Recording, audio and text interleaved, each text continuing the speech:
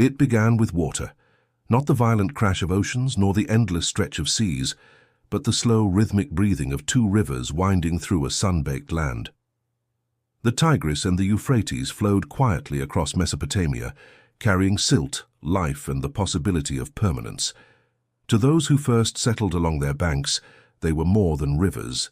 They were the pulse of creation itself. For thousands of years, people wandered as hunters and gatherers, chasing seasons, following herds, and bending to the unpredictability of nature. But here, between these rivers, something shifted. The floods, though destructive, left behind rich layers of fertile soil. This soil offered something humanity had never truly possessed before: the chance to stay, the chance to plant, the chance to build. The earliest farmers dug channels to guide the waters, carving veins of life into the desert. With mud and reed, they shaped irrigation ditches, creating an artificial rhythm to match the natural one. The rivers gave, and humans learned to receive with intention. Slowly, harvests grew more reliable. Villages formed, clusters of huts made from mud brick tethered to the fields that fed them. And for the first time in human history, permanence became possible. Yet permanence was never simple. The rivers were unpredictable, swelling into floods that could erase entire harvests in a single night. To live here was to live with both gift and threat. And in that fragile balance, humanity was tested. But fragility bred innovation. To face the rivers, people learned to cooperate, building canals together, storing food for leaner seasons, and planning beyond the needs of a single family. Communities grew not just in size, but in complexity. A farmer was no longer only a farmer. He became part of a greater whole. Each task, each hand, each choice connected to the survival of the group. Out of necessity, the first sparks of organized society flickered to life. Archaeologists today speak of places like Eridu, a settlement often called the first city. To the ancients, Eridu was more than a cluster of huts. It was sacred ground tied to myth. Later generations would say that Eridu was where kingship descended from the heavens, where gods themselves had walked. Whether or not these stories held literal truth, they reflected a deeper reality: the human need to root the extraordinary in the ordinary, to see the divine hand in the mud walls of a home. The birth of cities was not just about survival, it was about meaning.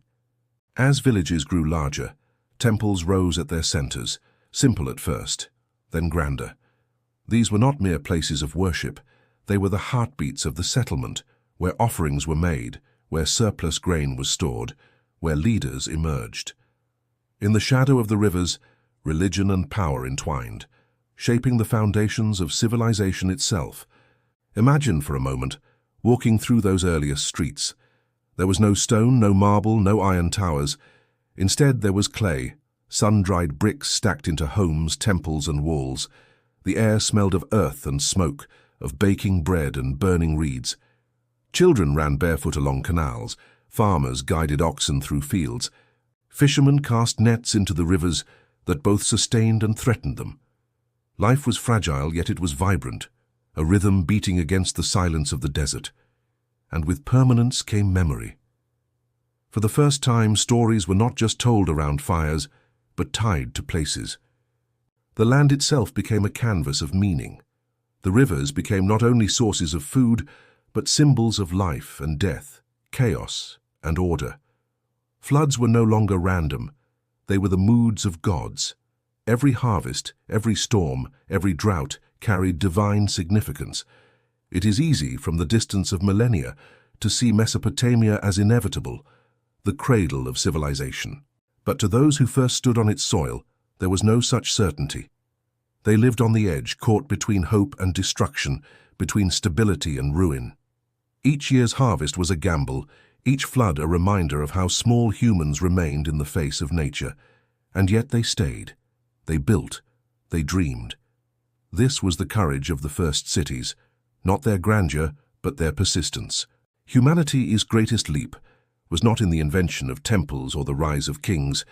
It was in the decision to remain rooted, to tie themselves to land and water, to trust in the fragile promise of tomorrow. Even now, archaeologists uncover layers of clay mud brick walls buried beneath centuries of sand. In them lies evidence of ordinary lives, broken pots, fishing hooks, tools worn smooth from years of use. These fragments tell us something profound, that history was built not only by kings and warriors, but by farmers sowing seeds, mothers baking bread, and children fetching water from canals. And yet, among these humble beginnings, something extraordinary stirred. Villages grew, cooperation deepened, rituals strengthened bonds, the rivers whispered, and humans answered by building more than homes. They built society. But this was only the beginning. The rivers that dreamed of cities would not stop with huts and canals. They would give birth to walls that stretched for miles, to temples that reached toward the heavens, and to names that would echo for eternity. Uruk, Eridu, Ur, places where mud and spirit fused into history. And so, the rivers flowed on, carrying with them the seed of what humanity would become. The first settlements had risen, fragile yet determined. But soon one city would outshine them all, a place of walls so vast they seemed to hold back time itself. Its name was Uruk, and its story was about to change the course of human history. In the cradle of the Fertile Crescent, where two mighty rivers shaped the destiny of mankind, there once rose a city unlike any seen before. It did not emerge in a single moment of brilliance, nor from the will of a single hand, but through centuries of labor, vision, and longing. This city bore a name that echoed through the ages, Uruk. The story of Uruk was not simply one of walls and temples, but of transformation. Humanity, once scattered in small villages of reed huts and barley fields, now gathered behind vast fortifications of sun-baked brick.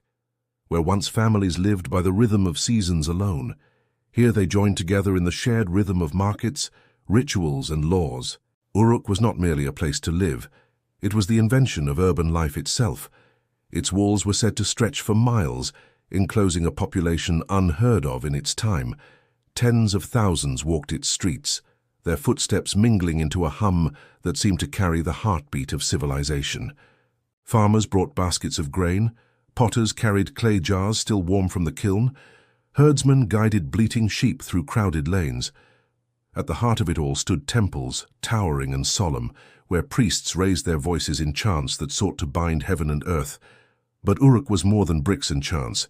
It was ambition made solid.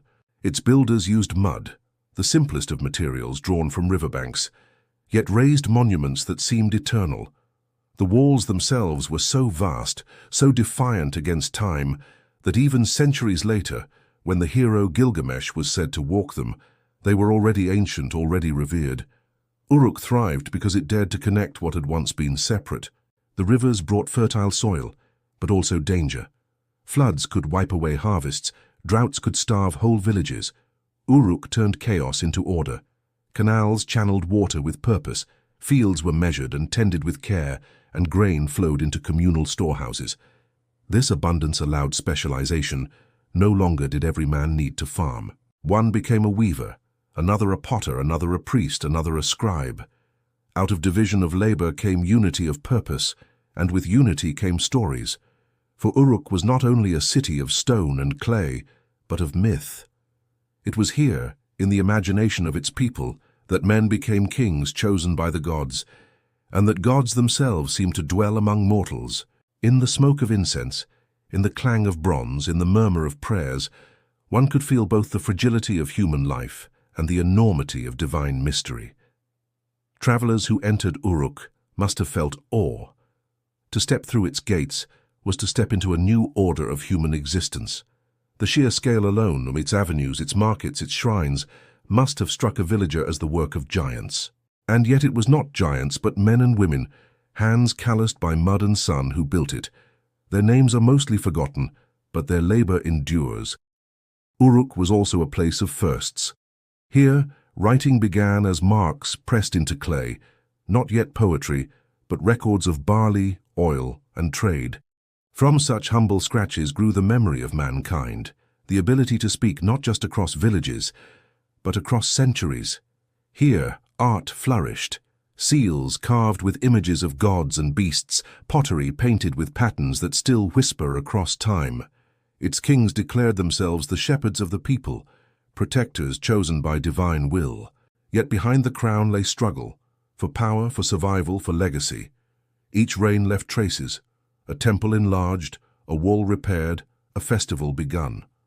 Layer upon layer, Uruk grew until it became not merely a city, but a symbol of mankind's ambition to create permanence in a fleeting world.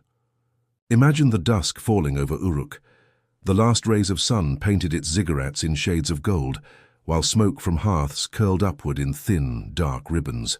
The markets quieted, the chants of priests lingered like echoes, and the people retreated into homes of clay. In that moment, Uruk seemed less a city of mortals than a vision suspended between heaven and earth. And yet, beneath its grandeur, questions stirred. Could such vastness endure? Could the walls that encircled so many hopes hold against the tides of time? The city was young, but already its destiny carried both promise and peril. Uruk was the first great city, but it was not to be the last. Others would rise in its shadow, borrow from its wisdom, and surpass its strength. Yet Uruk remained eternal in memory, for it was here that humanity first learned to dream in brick and to build in the language of stone. But the city was not sustained by walls alone.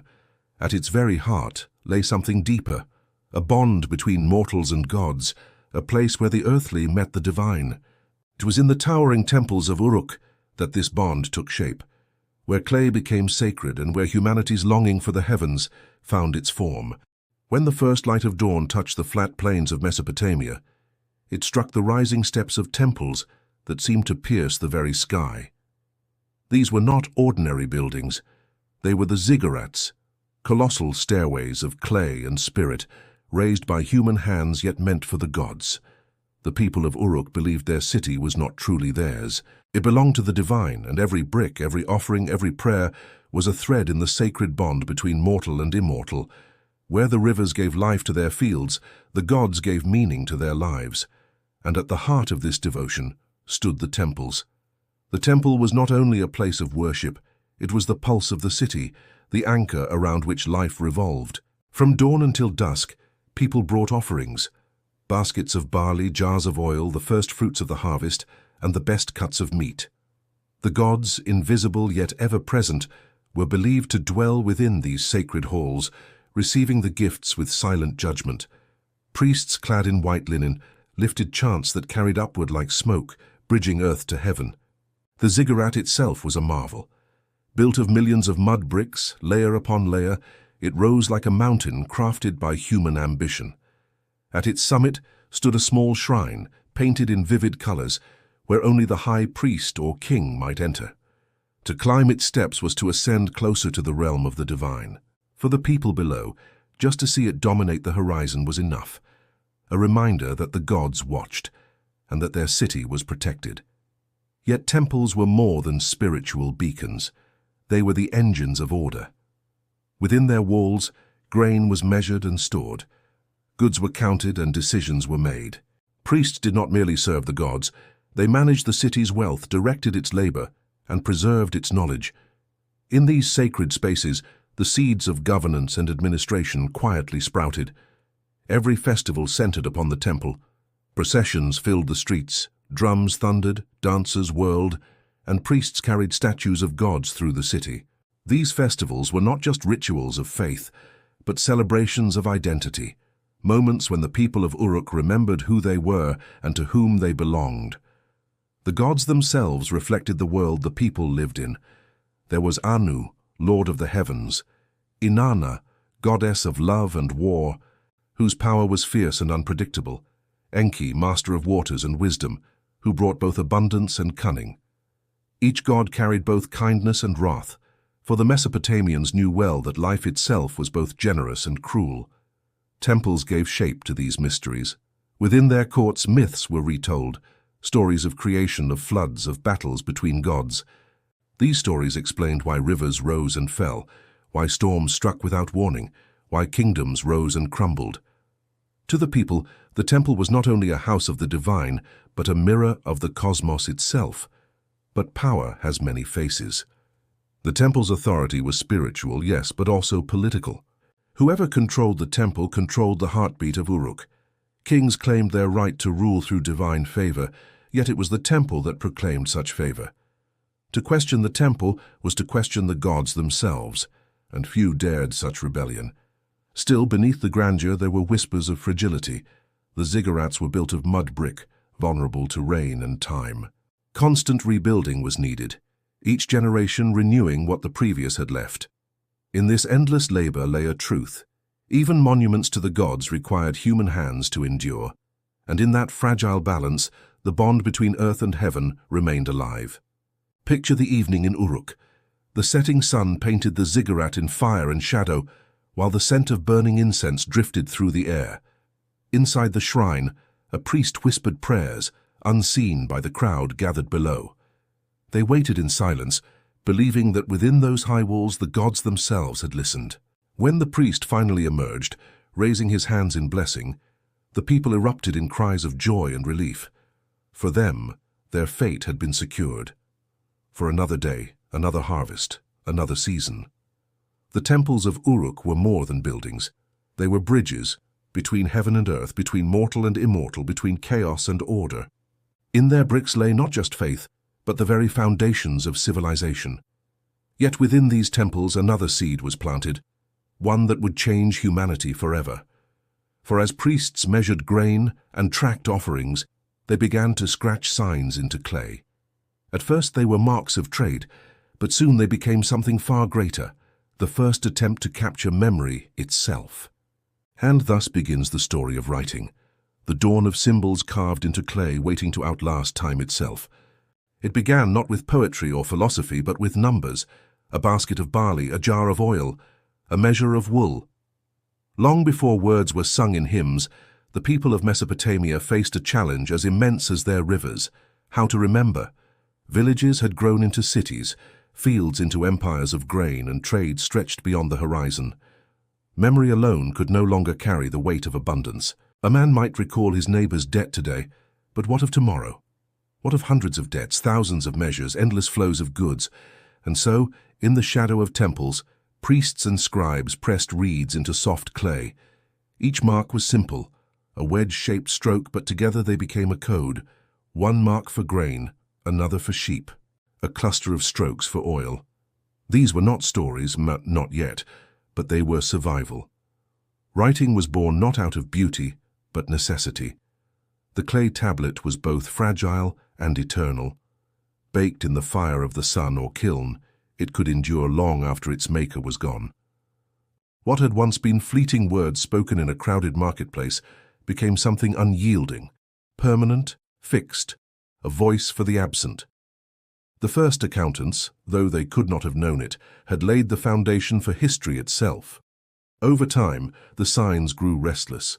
Numbers and goods were not enough. The scribes, guardians of knowledge, began to push clay further. They scratched names, symbols for kings and gods, signs for places, records of offerings. What had been a tool for trade transformed into a language of power. From these tablets rose hymns sung to Inanna, prayers whispered to Enlil, laws decreed in the name of kings. Stories once spoken by elders around the fire now found permanence in clay. The flood that once swept the land became a legend etched in wedges.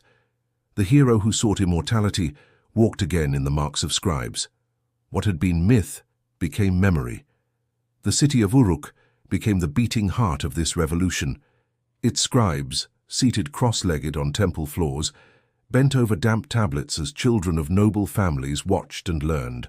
To read and write was no small feat. Cuneiform was complex, requiring years of training, each wedge and line demanding precision. Literacy was power, and those who mastered it became essential to kings, priests, and merchants alike. But with power came danger. Writing could preserve truth, but it could also preserve command. A spoken order faded with time. A written one bound generations. When Hammurabi would one day carve his laws in stone, he relied upon this legacy, the belief that words etched in matter carried divine weight. The dawn of writing was also the dawn of bureaucracy. Tablets piled in temple storehouses, each one a whisper of barley owed, sheep traded, or fields divided. At first glance, such records may seem dry, lifeless. Yet within them lies the pulse of a city, its needs, its exchanges, its struggles. To walk among the tablets was to hear the heartbeat of Uruk itself. Yet scribes were not only keepers of commerce, they became dreamers, Once they had captured numbers and names, they reached for something more elusive, the soul of humanity. Myths, riddles, proverbs, and epics poured from their reeds. The Epic of Gilgamesh, the oldest known story in the world, rose from clay tablets in Uruk. A tale of kings and gods, of forests and floods, of friendship and grief. Writing had leapt beyond trade into the realm of eternity. The wonder of clay was its dual nature. It was humble, shaped from the riverbanks that fed their crops, yet it was also transcendent, capable of carrying voices across centuries. Even now, thousands of years later, we hold tablets from Mesopotamia and still hear their words, as clear as the day they were written. The scribes succeeded. They defeated silence. Imagine the moment. A young scribe pressing a reed into clay by torchlight, the temple hushed around him. He may not have known that he was shaping the future, yet with each stroke he wove a thread into humanity's memory. His marks were small, but together they formed a bridge from his world to ours. The dawn of writing was not only the birth of history, it was the birth of continuity, the refusal to let human experience vanish with the turning of seasons. And yet, while scribes etched their signs, the streets of Uruk pulsed with life. Bakers at their ovens, farmers in their fields, weavers at their looms. For behind every epic and every law, there were ordinary hands shaping survival. The story now turns to them, to the rhythm of daily life where the true heartbeat of civilization could be heard. Civilization was not built by kings alone. It was not only temples or the strokes of scribes that held Uruk together. Beneath the shadows of ziggurats and beyond the tablets of priests, there pulsed another force, the rhythm of daily life. At dawn, when the first light of the sun touched the mud-brick walls, the city stirred awake.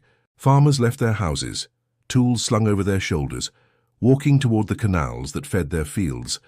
With baskets of seed and wooden plows dragged by oxen, they bent their backs to the earth. Each furrow carved into the soil was a prayer for abundance. They knew the rivers could be generous yet just as easily cruel. To live in Mesopotamia was to balance hope with fear, labor with patience. In the heart of the city, smoke rose from clay ovens. Bakers kneaded dough made from barley flour, the grain that had sustained generations.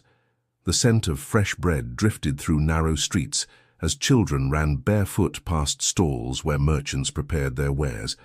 Potters shaped clay into bowls, their hands spinning rhythm into every vessel. Weavers sat at looms, their fingers dancing across threads of wool and flax, turning raw fiber into cloth that would clothe the city and travel beyond its walls. Life was ordinary, yet extraordinary. Each small act of labor sustained not only a family, but the entire city. Without the farmer, no grain would fill the granaries of the temple. Without the potter, no vessels would carry oil or beer. Without the weaver, no trader would set forth along the rivers. Civilization was stitched together by countless invisible hands. Markets were alive with noise. Merchants called out prices, animals bleated, coins clinked, and deals were struck with handshakes and promises. A farmer might exchange barley for fish, a potter might trade bowls for wool, and a shepherd might bargain for new tools. The market was more than commerce. It was conversation, where news spread faster than the rivers flowed. Who had married? Who had died? What storms had struck the fields? Which rulers were rising? Which gods were pleased or angered? All was carried on the tongues of ordinary men and women. Women played a vital role in this rhythm. Many worked the looms, brewed beer, managed households, and raised children. Inscriptions show women not only as caretakers, but as landowners, priestesses, and merchants. In the hum of daily life, their presence was constant, their labor indispensable. Children, too, were part of the pattern. Some played in the courtyards, their laughter mingling with the sound of animals and traders. Others were sent to learn trades from their fathers or lessons from scribes, scratching their first clumsy marks into clay. Every generation was woven into the same tapestry of survival, their small voices adding to the chorus of the city. And yet, daily life was not free of hardship. Illness lurked in narrow alleys, hunger threatened when rivers failed or floods destroyed fields. Droughts tested endurance, and wars tore families apart. Still, the people endured, because to stop was to vanish. Every act of weaving, baking, sewing, or carrying water was a defiance of chaos, an affirmation that life would continue. Festivals punctuated this rhythm. When the gods were honored, the ordinary became extraordinary. Farmers left their fields, potters their wheels, bakers their ovens, and together they joined processions that filled the streets. Music rose, drums thundered, dancers spun, and offerings piled high at the temples. For a time, the struggles of daily survival gave way to joy, as the entire city moved as one body, one voice. But always, when the festivals ended, the rhythm returned. The fields called, the ovens glowed, the markets buzzed once more. Civilization was not built in moments of glory, but in the quiet repetition of tasks, done again and again until centuries passed. In this, the Mesopotamians revealed a truth. History is not only written in wars and kings, but in bread baked at dawn, cloth woven at noon, and grain harvested at dusk. Their greatness lay not only in their monuments, but in their endurance, in the simple rhythm of survival passed from one generation to the next.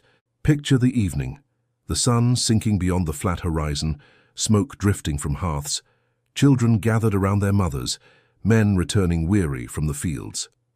The city exhaled as one. Another day was complete. Another thread had been woven into the endless tapestry of civilization. But survival required more than bread and baskets. To live together in such numbers demanded rules, an order that could restrain chaos, balance power, and give justice shape. And so we turn to the rulers and the laws they carved into stone, where authority met eternity, and kings claimed the mandate of the gods. In the crowded streets of Mesopotamia, where bakers worked their ovens and farmers tilled their fields, a silent question lingered in the air. How could so many lives be lived side by side without collapsing into chaos?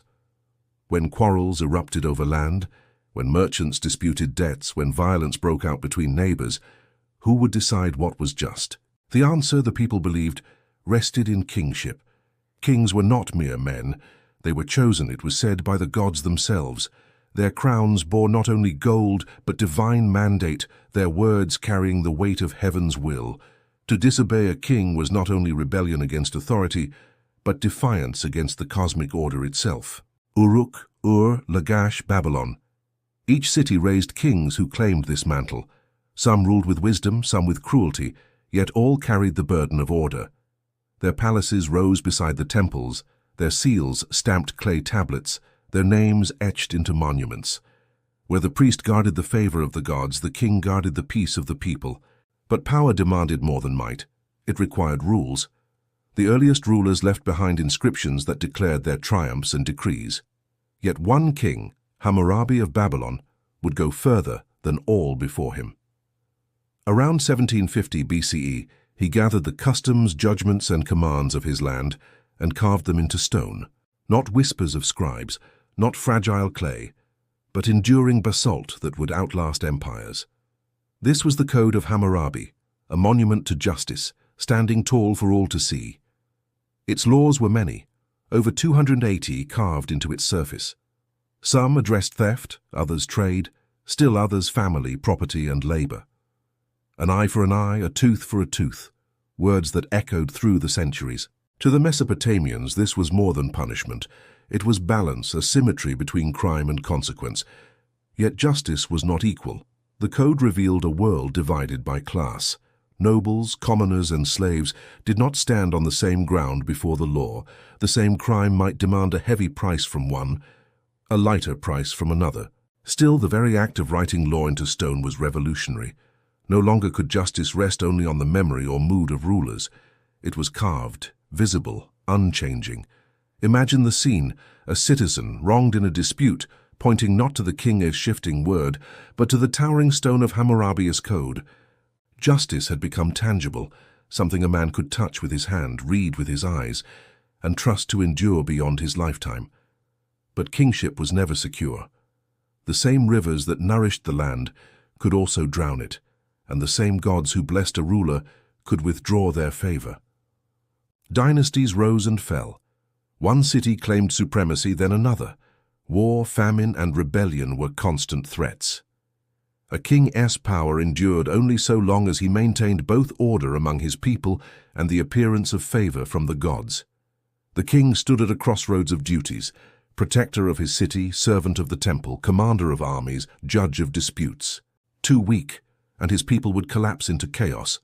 Too harsh, and rebellion would spark. Between these extremes lay the fragile balance of rulership. Law, then, was more than regulation. It was a shield against disorder, a net holding the threads of society together. Without it, the markets would fracture, the fields would be seized, the temples defiled. With it, life could continue, even flourish. And yet, law was also story.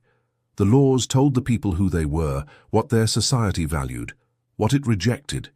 In their rules lay a reflection of their world: honor for family, fear of theft, reverence for property, recognition of hierarchy. The Code of Hammurabi was as much a mirror as it was a command. Even today, when we look upon the black stone inscribed with his words, we glimpse the voice of a king long gone, still declaring what he believed to be just. His world was not ours, yet his attempt to bind chaos with order still speaks across time. But even as kings carved their justice into stone, another voice spoke in the land, softer, older, carried not by decree but by story. Myths whispered through temples and marketplaces alike, tales of gods and heroes that shaped the people's hearts more deeply than any law. And so we step into the realm of legends, where kings met gods, and men sought immortality in the tales of the Epic of Gilgamesh. In the quiet stillness of ancient nights, when the flicker of oil lamps trembled against mud-brick walls, the people of Mesopotamia whispered stories. These were not mere tales to pass the time. They were bridges between the human and the divine, between earth and sky, between fleeting lives and the eternal. Myths carried the heartbeat of an entire civilization. Among them rose one story greater than the rest: the Epic of Gilgamesh. Etched into clay, sung by poets, recited by priests, it endured across centuries. It spoke of kings and gods, of friendship and loss, of a desperate search for immortality. It was, in truth, humanity's first great epic, and through it, Mesopotamia left its whisper upon eternity. Long before ink and parchment, a reed pressed into wet clay captured these stories. Each wedge-shaped mark became a memory. The epic was not invented in one moment, nor by one man. Like the slow rise of a river, it gathered over generations, shaped by countless voices. Oral traditions carried the tales of Gilgamesh before they were set down by scribes.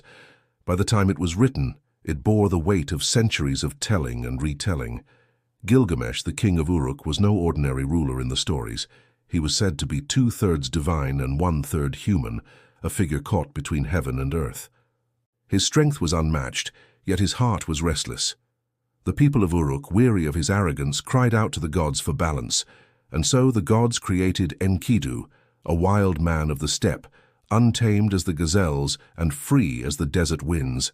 Their meeting was fierce, two titans clashing in the dust of Uruk's streets, but their struggle ended not in enmity, but in friendship. It is here in this bond that Mesopotamian myth revealed its deepest truth.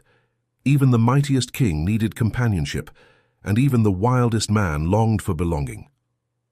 Together, Gilgamesh and Enkidu embarked on journeys that echoed humanity's restless spirit. They sought to carve their names into eternity by deeds of daring. They ventured into the cedar forest to face Humbaba, its monstrous guardian. They struck down the bull of heaven, sent by the goddess Ishtar after Gilgamesh spurned her love. These were stories of triumph, yet each victory came shadowed with consequence. For in myths, there was always balance. Every gift from the gods carried a price. Enkidu, punished by the divine for his part in these deeds, fell ill. His suffering dragged on, slow and relentless, until life slipped away. The grief of Gilgamesh was immeasurable. He tore his clothes, cast aside his crown, and wandered the earth in despair. In Enkidu's death, Gilgamesh saw his own mortality. For the first time, the mighty king trembled before the reality that awaited all men. This was no simple tale of kingship. It was an exploration of the very human fear of death. And it is here that the epic transcended time. For every listener, whether a shepherd, a priest, or a scribe, knew the sting of loss. Driven by sorrow, Gilgamesh sought immortality. His journey carried him across deserts and mountains to the edges of the known world. He sought Utnapishtim, the immortal survivor of the Great Flood, a man who had once been mortal, but whom the gods had chosen to live forever. Here another whisper of Mesopotamian myth emerges, the story of the flood. Centuries before the biblical tale of Noah, Mesopotamian tablets told of waters that swallowed the earth. The gods, displeased with humankind, unleashed the deluge. Only Utnapishtim, forewarned, built a vessel to preserve life. His tale became the anchor of Gilgamesh's desperate quest. When Gilgamesh finally found him, Utnapishtim revealed the futility of the search. Immortality was a gift reserved for the few, not the destiny of all. Instead, he offered wisdom. That meaning lay not in living forever, but in living well. Still, Gilgamesh clung to hope. He was told of a plant deep beneath the waters, a plant that could restore youth. With great effort he obtained it, and only to lose it when a serpent stole it away. So ended his quest, not with triumph, but with acceptance. In the end, Gilgamesh returned to Uruk, weary but wiser. He gazed upon its towering walls, the strength of its foundations, the life that pulsed within. Here was his true legacy, not immortality of flesh, but the endurance of civilization. The epic closed with a reflection that men die, but their works, their stories, and their cities may outlast them. This was the whisper of myths. They did not simply entertain. They taught, consoled, warned, and inspired. They carried the deepest anxieties of Mesopotamia, fear of floods, fear of famine, fear of death itself, and gave them shape in heroes and gods. They revealed hopes, too, for friendship, for love, for justice, for meaning. Through myth, Mesopotamians reached beyond themselves, seeking answers to questions that still echo today. What is the purpose of life? What awaits us after death? Can any human defy the limits of time? It is striking that these questions, first inscribed on clay over 4,000 years ago, remain our questions still. The Epic of Gilgamesh, though ancient, feels startlingly modern. It is humanity's first recorded attempt to wrestle with mortality, and its wisdom is no less profound today.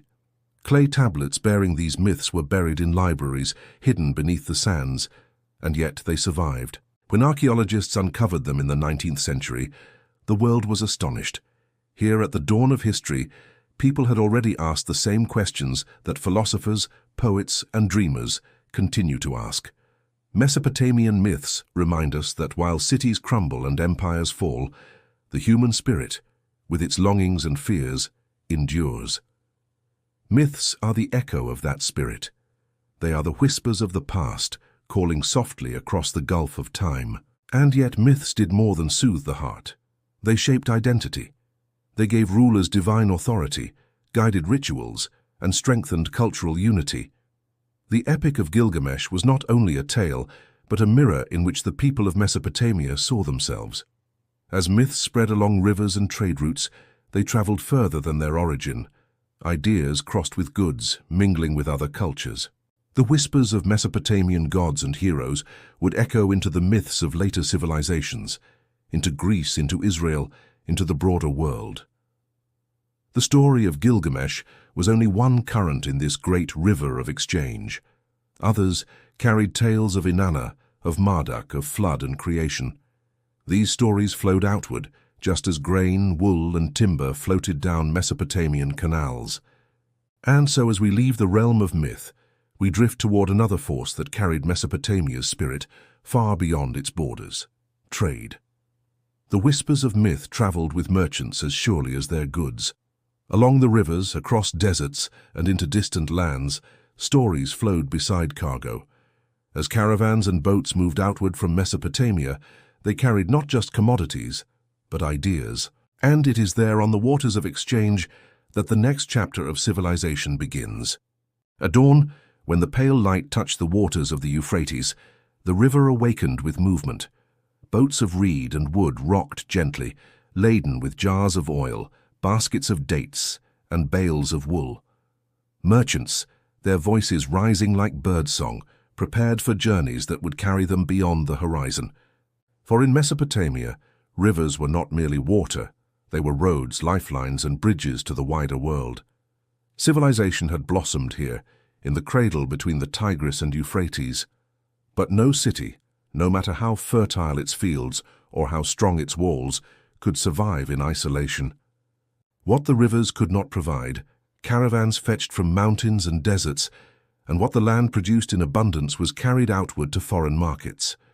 Trade was not an addition to Mesopotamian life, it was its bloodstream. The goods themselves told stories. From the lush fields came grain, the bedrock of sustenance. From the backs of sheep came wool, woven into garments sought far beyond Mesopotamia's borders. From orchards came dates, sweet and nourishing, a taste of the river valleys. Yet these were only the beginnings. Mesopotamia lacked natural timber, and so cedar wood was brought from Lebanon's distant forests. Logs floated down rivers and across deserts. Copper came from Oman, tin from the far reaches of Anatolia, lapis lazuli from the mountains of Afghanistan, and gold from Egypt's sands. Each material bore witness to journeys hundreds of miles long. Each object, when set upon a table in Ur or Uruk, carried within it the silent footsteps of merchants and the weight of distant lands. The movement of goods shaped the rhythm of cities. In Ur's great harbour, reeds rustled as barges docked. Scribes stood ready with clay tablets, pressing cuneiform signs to record every measure of barley and every shekel of silver exchanged. The market was alive with bargaining, a dance of voices, gestures, and promises.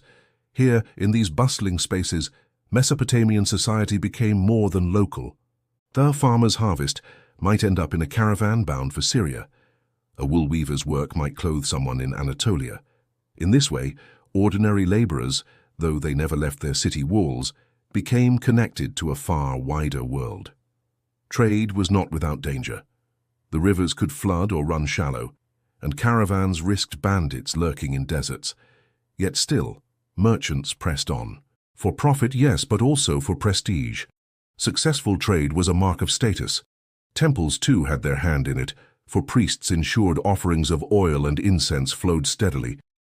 Kings relied on trade to fund their armies and temples, to acquire the bronze that armed their soldiers and the cedar that raised their palaces skyward. And in return, Mesopotamia exported not only goods, but ideas. Cuneiform writing, methods of irrigation, the very structure of the city. These spread alongside jars of oil and rolls of cloth. Cultural influence traveled hand in hand with commerce, weaving Mesopotamia into the beginnings of a global web. Imagine a caravan bound northward, the desert sun blazing upon loaded donkeys. The merchants carry wool and grain, their minds full of accounts to be tallied upon arrival. Days turn into weeks. At night they gather around fires, telling stories of their homes, hearing in return the tales of foreign lands. In such meetings, myths mingled, rituals merged, and the gods themselves seemed to travel along these routes. The flow of trade also reshaped time itself. Mesopotamians developed contracts, promissory notes, and systems of credit to manage exchanges across long distances. Silver became the standard measure, even more trusted than grain. These practices laid the foundation of economic systems that endure even now. One of the most prized imports was lapis lazuli, a deep blue stone from far Afghanistan. In Mesopotamia, it adorned jewelry, statues, and temple offerings. To wear it was to carry a fragment of distant mountains upon one's skin. To offer it in a temple was to present the gods with beauty drawn from the edges of the known world. Other materials carried power of their own. Copper and tin, when combined, made bronze, a revolution in tools and weapons. Without trade, the Bronze Age itself would have faltered. Thus, every sword forged in a Mesopotamian city, every plough drawn across its soil, bore silent witness to the faraway lands that supplied its metals. The rivers themselves were living veins of exchange. Boats floated downstream heavy with grain, then returned upstream lighter, carrying foreign treasures. Bargemen sang to the rhythm of oars. At night, the riverbanks glowed with the fires of travelers resting before the next leg of their journey. Temples often supervised these exchanges. Priests ensured fairness, and gods were invoked to bless each voyage. To cheat in trade was not only a crime against man, but a sin against the divine. For commerce in Mesopotamia was both practical and sacred. Yet as trade enriched the cities, it also brought vulnerability. Dependence on distant resources tied Mesopotamia to lands beyond its control. When routes faltered, when enemies cut off supplies, when rivers shifted course, entire economies trembled. The wealth drawn in by trade also became a prize to outsiders. Strong walls and mighty armies were built not only to defend fields, but to guard warehouses bursting with grain, workshops heavy with metals, and harbors alive with goods. Prosperity invited envy, and with envy came conflict. And so, from the flow of commerce rose another force that would shape Mesopotamia's destiny, the art of war. The rivers carried not only goods, but also the seeds of rivalry. For every boat that returned laden with wealth, another kingdom watched with hungry eyes, and soon the same waters that bore trade and prosperity would also witness the march of armies and the clash of bronze. In the stillness of the Mesopotamian plain, silence was never permanent. The rivers brought life, but wealth brought danger. From beyond the horizon came nomads, rival kings, and ambitious empires, their eyes fixed on the fertile land between the Tigris and Euphrates.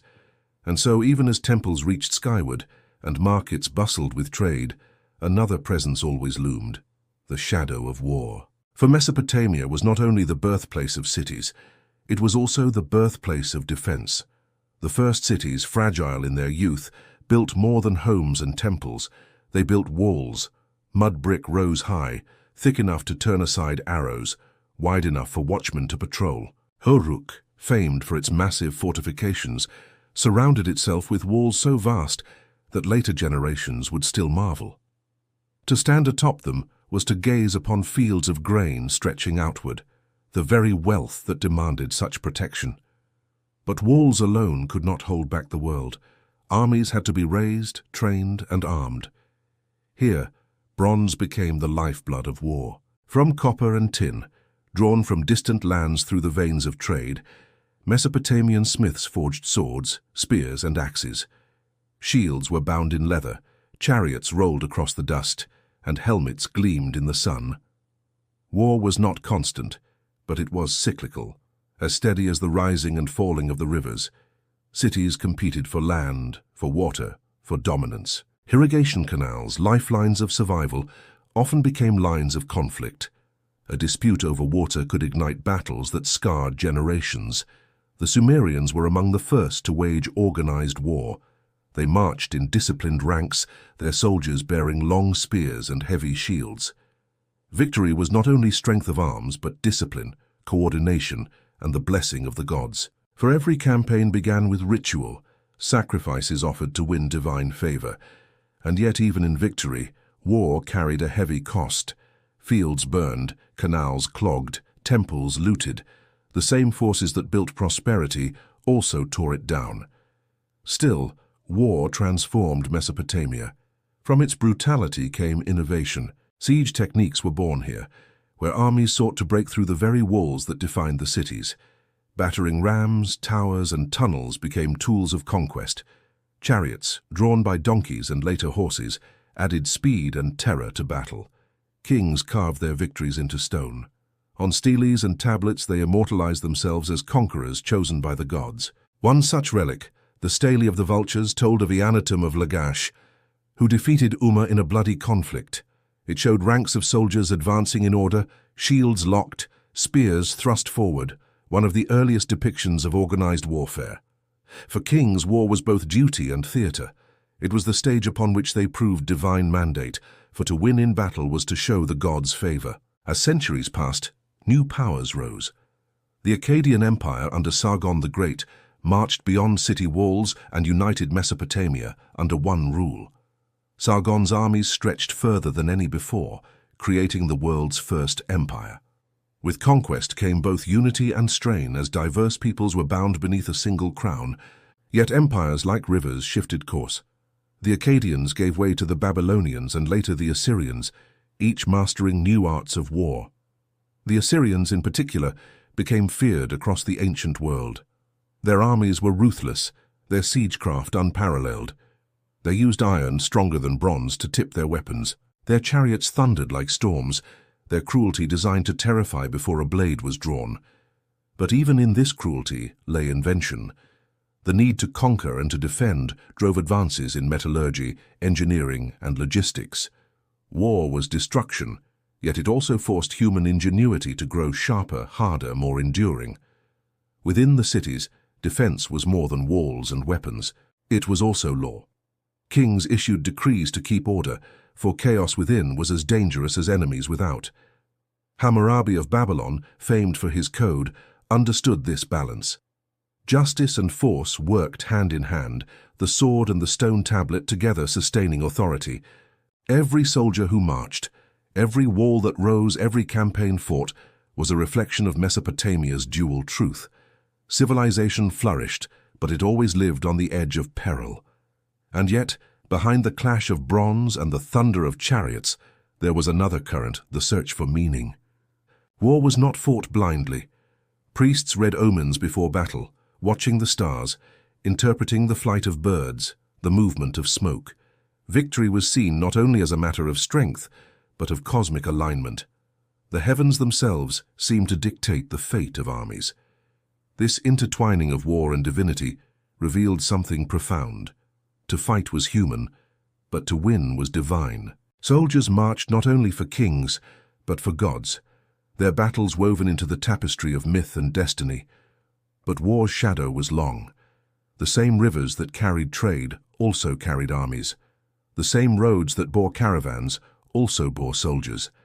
And so, Mesopotamia's prosperity was always fragile, always contested, always vulnerable. What emerged was a paradox. From conflict came connection. Empires, born in conquest, spread ideas, technologies, and beliefs. What was taken in blood was sometimes preserved in knowledge. And as the smoke of battles cleared, another question rose like the stars at dusk. If war brought destruction and trade brought wealth, what lay above it all? What guided fate itself? The Mesopotamians lifted their eyes to the heavens, searching for answers in constellations, in numbers, in the silent rhythm of the cosmos. The clang of bronze faded into the night, leaving only silence and the endless stars above. For kings and soldiers might pass, but the heavens endured. And in that unbroken sky, Mesopotamians sought wisdom beyond the battlefield. Wisdom written not on earth but among the stars. The Mesopotamian night stretched vast and endless, its silence broken only by the whispers of the desert wind. Above, the sky unfolded like a tapestry, stitched with stars too many to count. To the ordinary farmer, these stars were a source of wonder. But to the priests who stood upon the ziggurats, great stairways of mud brick rising toward the heavens, the stars were more than distant fires.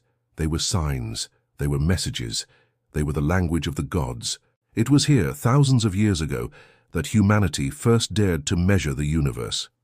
Long before the word science had meaning, the priests of Sumer, Akkad, and Babylon raised their eyes upward, convinced that the heavens reflected the fates of men. From their observations grew calendars, mathematics, and the earliest ideas of astronomy. By day, Mesopotamians toiled in fields and workshops, but by night, the city's priests recorded the slow march of stars across the velvet sky. They charted the rising of the Pleiades, the wanderings of Venus, the patterns of the moon. These were not idle exercises. To them, the order of the heavens revealed the will of divine powers, guiding harvests, battles, and even the destiny of kings. The first calendars were born not from abstract curiosity, but from necessity. Farmers needed to know when the floods of the rivers would come, when seeds should be pressed into earth, and when harvests would begin. The moon, with its steady cycle of waxing and waning, provided the earliest measure of time. But the moon alone was not enough. Priests realized that the year was longer than 12 lunar cycles, and so they studied the sun's path, learning to insert extra months to keep their calendar aligned with the seasons. This was no small achievement. It was the foundation of civilization itself. Mathematics, too, grew from these needs. To divide fields, calculate harvests, and measure trade, Mesopotamians invented a number system unlike any before. They chose the base of 60, a sexagesimal system that still echoes in our world today. 60 minutes in an hour, 360 degrees in a circle, these remnants of Mesopotamian thought remain etched in our daily lives, unnoticed but eternal. The number 60 was not chosen at random. It was divisible by many smaller numbers, making calculations elegant and practical. This system allowed priests to chart the movements of planets with surprising precision. They could predict eclipses, track the phases of Venus, and mark the cycles of Jupiter. What began as ritual observance soon became the first great science of humanity. In their records, preserved on clay tablets, we find the seeds of modern astronomy. Some of these tablets describe constellations still recognized today.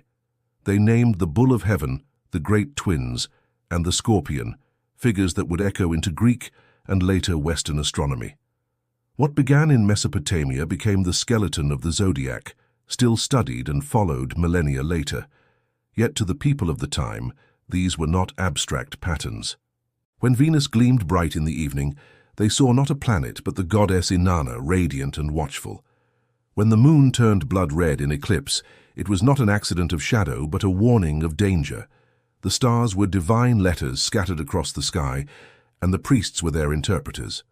But behind this sacred belief, something else was happening, something quieter, yet more revolutionary. In their quest to understand the divine, the Mesopotamians stumbled upon laws of mathematics and cycles of the cosmos that would outlast their kingdoms. Without knowing it, they were laying the first bricks of science. Geometry, too, found its roots here. In the splitting of fields, in the alignment of temples, in the measuring of canals, Mesopotamian scribes recorded shapes and angles. They calculated areas, designed irrigation systems, and solved problems that hinted at what we now call algebra.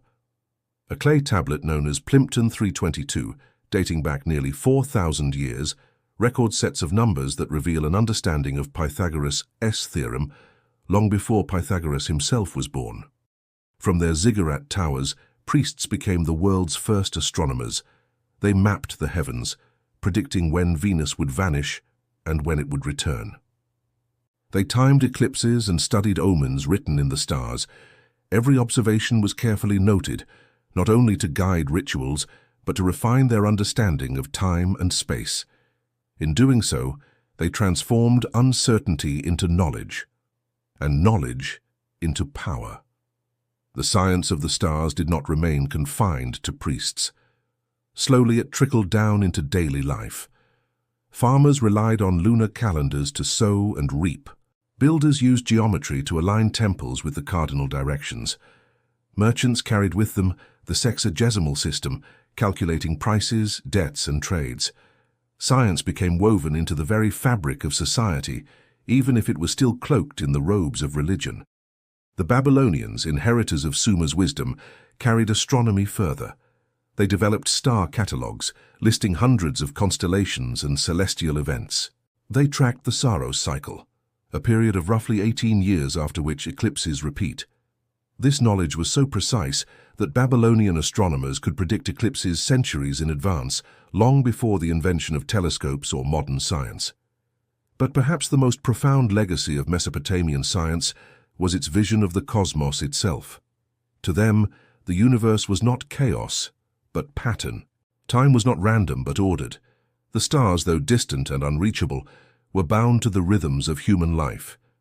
In seeking the gods, they discovered laws, and in those laws they touched eternity. Their discoveries traveled far. Greek thinkers like Thales, Pythagoras, and later Ptolemy would inherit Babylonian astronomy, weaving it into their own philosophies. From Greece it would pass to the Arabs, and from them to Europe, shaping the very foundations of modern science. The journey from a Mesopotamian ziggurat to a modern observatory is long, but the thread remains unbroken. As the fires of Mesopotamian cities dimmed with time, their clay tablets endured. Buried beneath sands, they carried the voices of priests who once watched the stars. Today, when we divide time into hours and minutes, when we chart the heavens in degrees, when we marvel at constellations that once guided kings, we are walking in the footsteps of those ancient stargazers. And yet, for all their brilliance, one mystery lingered, the meaning behind it all. Were the stars merely silent lights, or did they truly speak? Were the gods hidden within them, or was there a deeper order beyond human grasp? The Mesopotamians left us with both answers and questions, a legacy of knowledge interwoven with wonder. But even as the stars revealed their patterns, another force was rising within Mesopotamia, the fragility of kingdoms and the inevitability of decline. For no matter how well they measured the heavens, they could not measure the storms of history waiting to fall upon their world. It began not with a roar, but with a whisper. The rivers that once nourished the land, the Tigris and the Euphrates, grew restless. For centuries their floods had given life, spreading fertile silt across fields and sustaining empires. Yet as the centuries turned, their rhythms faltered. Floods came too strong, washing away villages. Droughts followed, leaving cracked earth where wheat once swayed in the breeze. The balance that had birthed the world's first civilization began to unravel. In the heart of the great cities, walls still stood tall. Uruk, Babylon. But inside those walls, life grew uncertain. Farmers could no longer predict when to plant or harvest. Canals, once carefully maintained, silted up as dynasties changed and rulers fell. The delicate web of irrigation, the veins of Mesopotamian life, grew tangled and neglected. Without water, fields became deserts. Without grain, markets fell silent. And then came the conquerors. The very riches that had made Mesopotamia a jewel of the ancient world also made it vulnerable. From the mountains to the north and the deserts to the west, armies descended. Akkadians, Assyrians, Babylonians, Persians, each in turn built empires on Mesopotamian soil. Yet each also carried the seeds of decline, for every conquest left scars and every triumph left ruins. The people still prayed. In temples of brick and clay, priests burned incense, calling to the gods for mercy. But the gods too seemed silent. The ziggurats crumbled under storms, and the sacred fires dimmed. With each passing generation, hope grew thinner. The myths of Gilgamesh, once sung with pride, turned into echoes, faintly remembered by storytellers in markets that were no longer full. The Assyrian Empire had thundered across the Near East with iron and fire, carving their victories into stone reliefs. But their power collapsed in a storm of rebellions, leaving Nineveh in ashes. Babylon rose again, its hanging gardens dazzling the imagination of the world. But even Babylon could not escape the weight of time. By the 6th century BCE, the Persians swept in under Cyrus the Great, and Mesopotamia became just one province of a far greater empire. The rivers carried on, but the people who once called them sacred lost their strength. The invention of new weapons, new empires, and shifting trade routes drew the center of power away. Where Mesopotamia had once been the heart of the world, it now became its shadow. Yet even decline carried its mysteries. Beneath layers of sand and ruin, the clay tablets remained. Farmers abandoned villages, temples fell, libraries burned. And yet the baked tablets endured. On them were etched accounts of grain rations, hymns to gods, laws of kings, and dreams of immortality. Though cities vanished, their voices remained, buried until another age would uncover them. The final blow came not with fire, but with silence. As centuries passed, deserts crept further in. The Euphrates shifted course. Once bustling harbors stood dry, their boats abandoned. Palaces stood empty, their painted walls fading beneath layers of dust. Mesopotamia, the land that had taught humanity how to write, to build, to dream of eternity, fell quiet. But decline is never just an ending. It is a transformation. Mesopotamia's brilliance did not vanish. It scattered, carried by conquerors, traders, and wanderers to other lands. The Persians preserved its sciences, the Greeks admired its laws, the Hebrews carried its myths, and the Arabs later protected its texts. In this way, Mesopotamia lived on, though its cities sank beneath the sands. Imagine standing on those silent plains centuries later. The wind howls through ruins that once echoed with laughter and prayer. The broken bricks crumble underfoot. Yet if you press your hand into the soil, you still feel its warmth. For beneath lies the memory of the first cities waiting patiently for rediscovery. And rediscovery would come.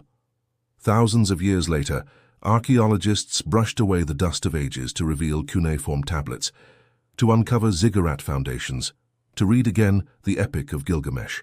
In those fragile fragments, the voices of Mesopotamia rose once more, as if the land itself refused to be forgotten. Mesopotamia declined, its empires fell, its rivers betrayed it.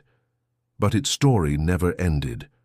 For decline beneath the sands was not silence. It was a pause, a breath, before the echo of the first cities reached us again. And so beneath the shifting sands, Mesopotamia seemed to vanish. Yet what was buried was not lost. For in the last chapter, we will listen to those echoes, the whispers of clay and stone that remind us who we are and where the story of civilization truly began. The sands had swallowed the bricks, the ziggurats, the canals, and the marketplaces.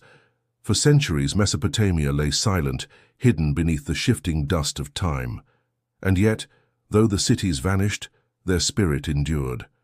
The story of the first civilization was never truly lost, because it had already been written into the foundations of humanity. Everywhere you look today, echoes of Mesopotamia remain.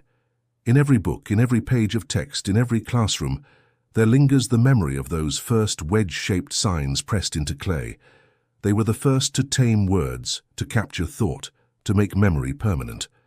Without their invention of writing, history itself would have no voice. The laws they carved into stone still whisper in our courts. The idea that society must be bound not only by kings and armies, but by rules and justice, was born in those ancient plains. Hammurabi's code may have been harsh, but it carried a vision. That order could be written, shared, and upheld. And in that vision, the seeds of every modern legal system were planted. The very idea of a city, too, carries their breath. Streets and walls, temples and markets, homes and palaces, all that we now take for granted was first imagined in Mesopotamia. They showed humanity that life could be more than scattered villages. It could be gathered, pulsing, united in one place. Our modern cities, vast and glittering, are but reflections of Uruk, Ur, and Babylon. And beyond their walls, their imaginations soared higher still. They gazed at the stars and charted their movements.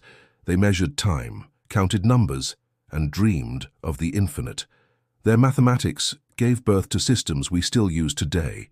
The 60 minutes of our hours, the 360 degrees of a circle, the very structure of calendars. Look at the sky tonight and know. The constellations we name, the patterns we trace, were once traced by priests standing on ziggurats thousands of years ago. But perhaps their greatest legacy is not what they built, but what they longed for.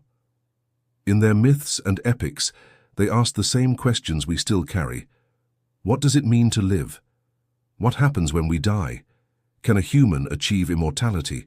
In Gilgamesh's quest, we hear the first echo of our own restless search for meaning, and so Mesopotamia lives on, not as dust, not as ruins, but as memory. In every word written, in every law spoken, in every city that rises, in every gaze lifted to the stars, the first civilization speaks still. Its voice is not gone. It lingers, soft but eternal, carried across time. Now pause for a moment and imagine. Imagine standing at the gates of Uruk thousands of years ago. The walls stretch endlessly, the markets hum, the priests chant in temples of clay, and the scribes carve symbols into fresh tablets. This was not just a city. It was the beginning of us all. To remember Mesopotamia is to remember our own reflection in the mirror of time. We are the heirs of their rivers, their bricks, their prayers, their dreams. And though their cities fell silent, their echoes will never fade. And now, dear listener, the echo is in your hands. If this journey through Mesopotamia, its first cities, stirred something in you, if the voices of clay and the whispers of stars spoke to your heart, then carry the story forward. Share it. Leave your thoughts, your reflections, your questions, just as the scribes once pressed their words into clay. And if you wish to walk further into history's hidden corridors, then stay with us. Subscribe, so that every new story, every new echo from the past finds its way to you. For the story of civilization has only just begun.